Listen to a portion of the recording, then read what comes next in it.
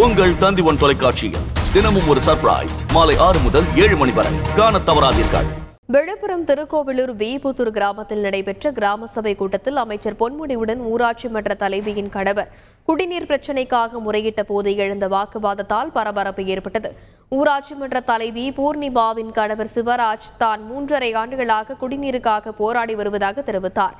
அதற்கு அமைச்சர் பொன்முடி என்னை பார்த்து ஏன் பிரச்சனையை தெரிவிக்கவில்லை என்று கேள்வி எழுப்பி உடனடியாக தென்பெண்ணை ஆற்றில் இருந்து அனைத்து மேல்நிலை நீர்த்தேக்க தொட்டிக்கும் குடிநீர் இணைக்கப்படும் என கூறினார்.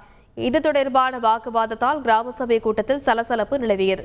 கண்டிப்பா பைப் மூலமா கொண்டாந்து இந்த அங்க இருக்கிற 5 டேங்குக்கும் தண்ணி கொடுக்கறதுக்கு ஏற்பாடு செய்யப்படும். அதான் அவருடைய முக்கியமான கோரிக்கை. அது சொல்லியிருக்காரு, செஞ்சு கொடுப்போம். மகளிர் ட்ரஸ்ட் 3 வருஷமா போராடிட்டு இருக்க ஐயா இந்த தண்ணி பிரச்சனைக்கு. அதுதான் யாருமே செவி சாய்க்க மாட்டாங்க. சொல்லியாச்சு இல்லையா? என்ன சொல்லியாச்சு, அப்புறம் மறுபடியும் என்ன நீ 3 வருஷமா போராடிட்டு இருக்கேன். எங்க போராடின என்கிட்ட வந்து பார்த்தோன்னே இப்பதான் சொல்றேன், அதுவே சொல்றேன், இப்பதான் சொல்றேன். அதையும் முதல்ல தண்ணி கொடுத்துருக்குறான், முதல்ல எல்லாம் தண்ணி கொடுத்துருக்குறான். இன்னும் ஒரு மாசம் 2 மாசத்துக்குள்ள இங்கே எல்லா டேங்குக்கும் குடிநீர். உங்கள் தந்தி1 தொலைக்காட்சியில் தினமும் ஒரு சர்ப்ரைஸ் மாலை 6 முதல் 7 மணி வரை காணத் தவறாதீர்கள்.